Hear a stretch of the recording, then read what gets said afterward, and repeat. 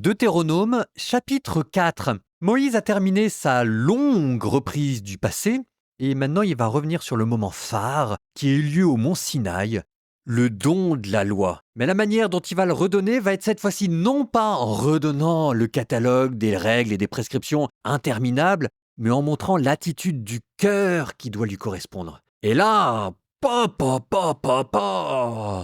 là, Moïse, on se met à genoux, quoi, et on dit, mais parle, parle. Ah là là là là là là, c'est quand même pour ça qu'on est chrétien. Vous allez voir comment c'est beau. Tout est à méditer et à savourer.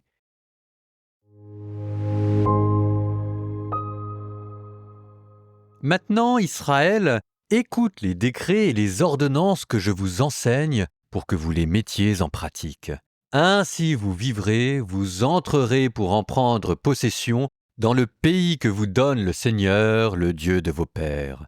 Vous n'y ajouterez rien à ce que je vous ordonne, et vous n'y enlèverez rien, mais vous garderez les commandements du Seigneur votre Dieu tels que je vous les prescris. Vous voyez de vos propres yeux ce que le Seigneur a fait à Baal-Péor. Tous les hommes qui avaient suivi le Baal de Péor, le Seigneur, ton Dieu, les a retranchés de toi et les a exterminés. Mais vous qui y êtes restés attachés au Seigneur votre Dieu, vous êtes tous vivants aujourd'hui. Voyez, je vous enseigne les décrets et les ordonnances que le Seigneur mon Dieu m'a donnés pour vous, afin que vous les mettiez en pratique dans le pays où vous allez entrer pour en prendre possession. Vous les garderez, vous les mettrez en pratique, ils seront votre sagesse et votre intelligence aux yeux de tout le peuple. Quand ceux-ci entendront parler de tous ces décrets, ils s'écrieront « Il n'y a pas un peuple sage et intelligent comme cette grande nation. Quelle est en effet la grande nation dont les dieux soient aussi proches que le Seigneur notre Dieu est proche de nous chaque fois que nous l'invoquons? Et quelle est la grande nation dont les décrets et les ordonnances soient aussi justes que toute cette loi que je vous donne aujourd'hui? Mais prends garde à toi. Garde-toi de jamais oublier ce que tes yeux ont vu. Ne les laisse pas sortir de ton cœur un seul jour. Enseigne-le à tes fils et aux fils de tes fils le jour où tu étais debout en présence du Seigneur ton Dieu au mont Horeb. Ce jour-là, le Seigneur m'avait dit « Rassemble le peuple autour de moi, je leur ferai entendre mes paroles pour que, tout au long de leur vie sur la terre, ils apprennent à me craindre et qu'ils l'apprennent aussi à leurs fils. Vous vous êtes donc approchés et tenus debout au pied de la montagne, et la montagne était en feu, embrasée jusqu'en plein ciel parmi les ténèbres des nuages et de la nuée obscure. Alors le Seigneur vous a parlé du milieu du feu. Le son de ses paroles, vous l'entendiez, mais vous n'avez vu aucune forme, rien qu'une voix. Il vous a révélé son alliance, les 10 paroles qu'il vous a ordonné de mettre en pratique, et il les a écrites sur 2 tables de pierre. Et à moi, en ce temps-là, le Seigneur ordonna de vous enseigner les décrets et les ordonnances afin que vous les mettiez en pratique dans le pays où vous allez passer pour en prendre possession. Prenez bien garde à vous-même. Vous n'avez vu aucune forme le jour où le Seigneur vous a parlé à l'Horeb du milieu du feu. N'allez donc pas vous corrompre en vous fabriquant une idole, une statue de quelque forme que ce soit, représentant homme ou femme, bête qui marche sur la terre, oiseau qui vole dans le ciel, bestiole qui rampe sur la terre, poisson qui vit dans les eaux sous la terre. Prends garde lorsque tu lèves les yeux vers le ciel et que tu vois le soleil, la lune, les étoiles, toute l'armée des cieux. Ne te laisse pas égarer. Ne te prosterne pas devant eux pour les servir. Cela, le Seigneur les a donnés en partage à tous les peuples qui sont sous le ciel. Tandis que vous, le Seigneur vous a pris et fait sortir de l'Égypte cette fournaise à fondre le fer. Il vous a pris pour que vous deveniez son peuple, son héritage comme vous l'êtes encore aujourd'hui. Mais le Seigneur s'est irrité contre moi à cause de vous, et il a juré que je ne passerai pas le Jourdain, que je n'entrerai pas dans le bon pays que le Seigneur te donne en héritage. Oui, je vais mourir ici, sur cette terre. Je ne passerai pas le Jourdain, tandis que vous le passerez et vous posséderez ce bon pays-là. Gardez-vous d'oublier l'alliance que le Seigneur votre Dieu a conclue avec vous. Ne vous faites pas une idole, pas une image de quoi que ce soit. C'est le commandement du Seigneur ton Dieu. Car le Seigneur ton Dieu est un feu dévorant. C'est un Dieu jaloux. Quand tu auras engendré des fils et des petits-fils, quand vous aurez vieilli dans ce pays, alors si vous vous corrompez en fabriquant une idole, une image de quoi que ce soit, si vous faites ce qui est mal aux yeux du Seigneur ton Dieu, au point de l'indigner, alors j'en prends aujourd'hui à témoin contre vous les cieux et la terre.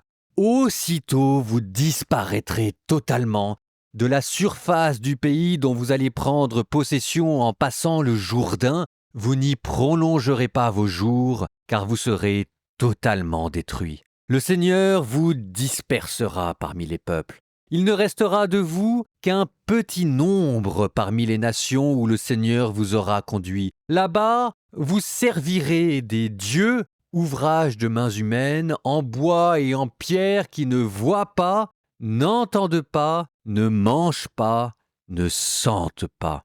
Alors, de là-bas, tu rechercheras le Seigneur ton Dieu et tu le trouveras si tu le cherches de tout ton cœur et de toute ton âme.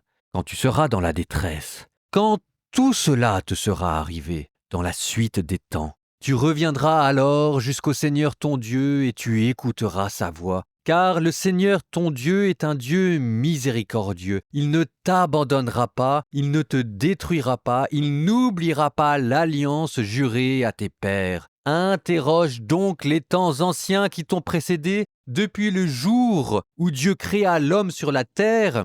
D'un bout du monde à l'autre, est-il arrivé quelque chose d'aussi grand?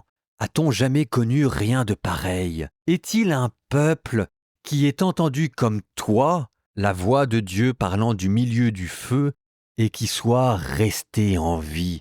Est-il un Dieu qui ait entrepris de se choisir une nation, de venir la prendre du milieu d'une autre à travers des épreuves, des signes, des prodiges et des combats, à main forte et à bras étendus, et par ses exploits terrifiants, comme tu as vu le Seigneur ton Dieu le faire pour toi en Égypte? Il t'a été donné de voir tout cela pour que tu saches que c'est le Seigneur qui est Dieu et qu'il n'y en a pas d'autre. Du haut du ciel, il t'a fait entendre sa voix pour t'instruire. Sur la terre, il t'a fait voir son feu impressionnant, et tu as entendu ce qu'il te disait du milieu du feu. Parce qu'il a aimé tes pères et qu'il a choisi leur descendance, en personne il t'a fait sortir d'Égypte par sa grande force, pour chasser devant toi des nations plus grandes et plus puissantes, te faire rentrer dans leur pays et te le donner en héritage, comme cela se réalise aujourd'hui. Sache donc aujourd'hui, et médite cela en ton cœur. C'est le Seigneur qui est Dieu, là-haut dans le ciel comme ici-bas sur la terre, il n'y en a pas d'autre. Tu garderas les décrets et les commandements du Seigneur que je te donne aujourd'hui, afin d'avoir, toi et tes fils, bonheur et longue vie sur la terre que te donne le Seigneur ton Dieu tous les jours. Alors, Moïse réserva 3 villes, au-delà du Jourdain à l'Orient, pour servir de refuge aux meurtriers qui auraient tué involontairement son prochain sans jamais avoir eu de haine contre lui. En se réfugiant dans l'une de ces villes, le meurtrier aura la ville sauve. Ces villes étaient Besser au désert dans le pays du plateau pour les gens de Rouben, Ramoth de Galaad pour les gens de Gad et Golan en Bashan pour les gens de Manassé. Voici la loi que Moïse exposa devant les fils d'Israël. Ce sont les édits, les décrets et les ordonnances proclamés par Moïse aux fils d'Israël à leur sortie d'Égypte. Cela se passait au-delà du Jourdain, dans la vallée en face de Beth-Péor, au pays de Shéon, roi des Amorites qui habitait à Heshbon. Moïse et les fils d'Israël l'avaient vaincu à leur sortie d'Égypte, et ils avaient pris possession de son pays, ainsi que du pays d'Og, roi de Bashan. Shéon et Og étaient les deux rois des Amorites qui habitaient au-delà du Jourdain au soleil levant. Leur territoire s'étendait d'Aroër, au bord des gorges de l'Arnon, jusqu'à la montagne de Chion, c'est-à-dire l'Hermon, et comprenait aussi toute la Araba au-delà du Jourdain à l'est, jusqu'à la mer de la Araba au bas des pentes du Pisga.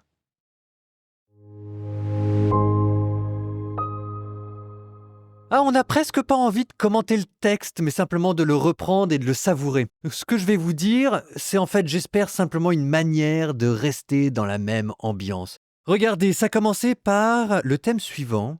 La manière dont vous allez pratiquer la loi, la manière dont vous allez l'écouter, c'est ce qui fera l'admiration des peuples qui vous environnent, c'est ce qui fera votre grandeur et ce qui fera votre impact dans le monde. Ah, encore ce verset, tiens. Voyez, je vous enseigne les décrets que le Seigneur mon Dieu m'a ordonnés, afin que vous les mettiez en pratique dans le pays où vous allez entrer pour en prendre possession. Et si vous observez l'ordre, si Dieu donne un pays, c'est pour pratiquer la loi. Et c'est pas le contraire. C'est pas Dieu qui donne un pays qu'il faut garder en pratiquant la loi. On n'est pas là pour idolâtrer une terre promise, on est là pour écouter et obéir à Dieu. Et le reste suivra. Suivez le royaume de Dieu et sa justice, dira Dieu, dira Jésus, et tout le reste vous sera donné de surcroît. La terre promise, la grandeur, la vertu. Mais d'abord, obéissez à Dieu. Et obéissez à Dieu comme des fils, pas comme des esclaves. Ça, c'est une nouvelle manière que Moïse a de parler. On n'était pas habitué à entendre ça jusque-là. Regardez quand il vous dit « Quand tu chercheras le Seigneur ton Dieu de tout ton cœur et de toute ton âme ». Là, vous sentez qu'il y a une nouvelle grandeur. Dieu avait fait sortir d'Égypte le peuple hébreu en tant qu'esclave pour le rendre esclave d'un nouveau maître, Dieu. Et maintenant, il le rend esclave en le transformant en fils. Extraordinaire. Allez, un dernier verset, le verset 15. Prenez bien garde à vous-même, vous n'avez vu aucune forme le jour où Dieu vous a parlé à l'Horeb du milieu du feu. Donc à la différence de Moïse qui lui a vu l'image, le mot forme, le mot image, qui a vu l'image de Dieu, le peuple, lui, n'a pas vu l'image de Dieu. Donc il n'a pas vu l'homme, il n'a pas vu le projet de Dieu qu'il y avait encore derrière, et c'est pour ça que pour l'instant, ça ne lui arrive que sous forme de loi, il n'y a pas encore de véritable vision.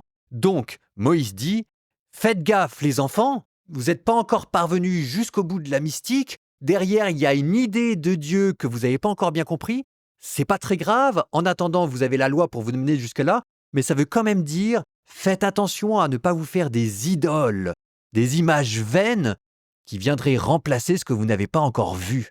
Nous terminons par une prière. Écoutez, moi je crois que pour les prières, on ne va pas les chercher très loin, les phrases sont tellement magnifiques, on va tout simplement les reprendre. Au nom du Père et du Fils et du Saint-Esprit, Amen.